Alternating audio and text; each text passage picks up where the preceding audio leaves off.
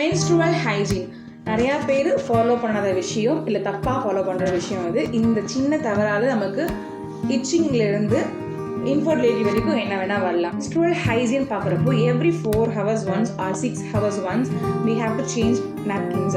ஒரு நாளைக்கு 3 to 4 napkins நம்ம சேஞ்ச் பண்ணணும்.